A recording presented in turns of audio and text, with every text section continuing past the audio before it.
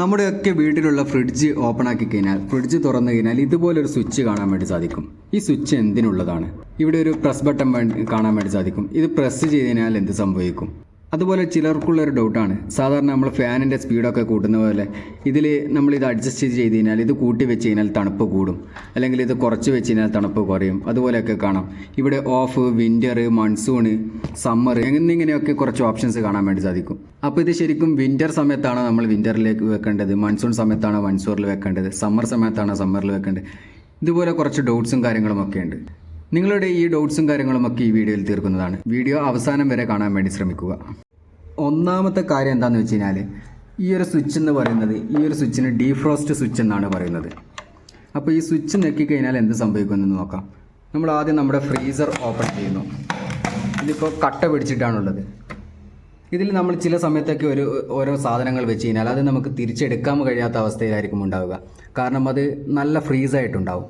അപ്പോൾ നമ്മൾ എന്ത് ചെയ്യും? ഇതുപോലെയുള്ള എന്തെങ്കിലും ഷാർപ്പ് നൈഫോ കാര്യങ്ങളോ എന്തെങ്കിലും ഉപയോഗിച്ച് ഇതുപോലെ കുത്തി ഇളക്കാൻ വേണ്ടി ശ്രമിക്കും. അങ്ങനെ ചെയ്യുമ്പോൾ എന്താണ് സംഭവിക്കുക എന്ന് വെച്ച് കഴിഞ്ഞാൽ, നമ്മുടെ ഈ വാളുണ്ടല്ലോ, ഈ വാളിലേക്ക് നൈഫ് കുത്തി കയറി കഴിഞ്ഞാൽ ഈ വാള് അല്ലെങ്കിൽ കണ്ടെയ്നർ എന്നാണ് പറയുക, ഈ ഒരു കണ്ടെയ്നർ കംപ്ലൈൻ്റ് ആവുകയും അതുവഴി നിങ്ങളുടെ കൂളിംഗ് കോയിൽ തകരാറാവുകയും അതുപോലെ ഗ്യാസ് ലീക്കേജ് ഉണ്ടാവുകയും ചെയ്യും. ഈ പ്രശ്നങ്ങളൊക്കെ ഉണ്ടാകുമ്പോൾ സാധാരണയായി അതിൻ്റെ പുറകിലുള്ള ഇലക്ട്രിക് വയറുകൾ ഡാമേജ് ആവുകയും ചെയ്യും.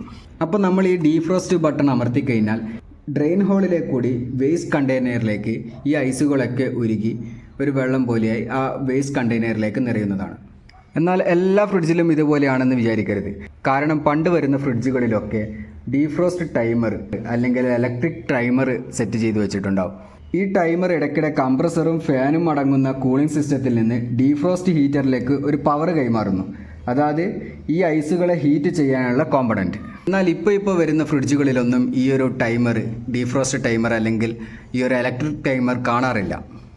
പഴയ ഫ്രിഡ്ജുകളിലൊക്കെ ഈ ഒരു ടൈമർ തുടർച്ചയായിട്ട് പ്രവർത്തിക്കാറുണ്ട്. എന്നാൽ ഇപ്പോൾ വരുന്ന പുതിയ ഫ്രിഡ്ജുകളിലുള്ള ടൈമറുകൾ നമ്മുടെ കംപ്രസർ എപ്പോഴാണ് പ്രവർത്തിക്കുന്നത് ആ ഒരു സമയത്ത് മാത്രമേ ഈ ടൈമറും പ്രവർത്തിക്കുകയുള്ളൂ. അതുകൊണ്ട് നമുക്ക് നമ്മുടെ കറണ്ട് ബില്ല് ലാഭിക്കാം, എനർജി ലാഭിക്കാൻ പറ്റുമെന്നതാണ് ഏറ്റവും വലിയ കാര്യം.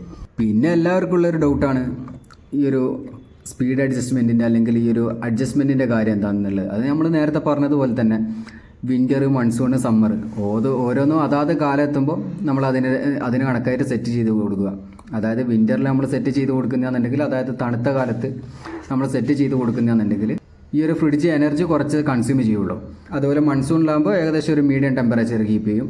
സമ്മറിലാവുമ്പോൾ, അത് ചൂട് കാലത്താവുമ്പോൾ നമ്മളത് ഈ ഫ്രിഡ്ജ് എനർജി കൂടുതൽ കൺസ്യൂം ചെയ്യും. ആ സമയത്താണ് നമ്മൾ ഈ ഒരു വിൻ്റർ സമയത്തൊക്കെ നമ്മൾ സമ്മറിലൊക്കെ ഇട്ട് വെച്ച് കഴിഞ്ഞാലാണ് ഈ ഒരു ഫ്രീസറിലുള്ള ഐറ്റങ്ങളൊക്കെ ഫുള്ള് ഫ്രീസായി പോകുന്നത്. ആ സമയത്ത് ഒരുപാട് കറണ്ട് ബില്ല് വരാനും ഭയങ്കര ചാൻസ് കൂടുതലാണ്. അപ്പോൾ ഓരോ കാലാവസ്ഥയിലും ഓരോ ക്ലൈമറ്റിലും അതിന് കണക്കായിട്ട് സെറ്റ് ചെയ്ത് വെക്കാൻ വേണ്ടി ശ്രദ്ധിക്കുക. അപ്പോൾ ഇത്രയേ ഉള്ളൂ. വീഡിയോ ഇഷ്ടപ്പെട്ട് കഴിഞ്ഞാൽ ലൈക്ക് ചെയ്യുക, സബ്സ്ക്രൈബ് ചെയ്യുക. Like and subscribe, follow for me.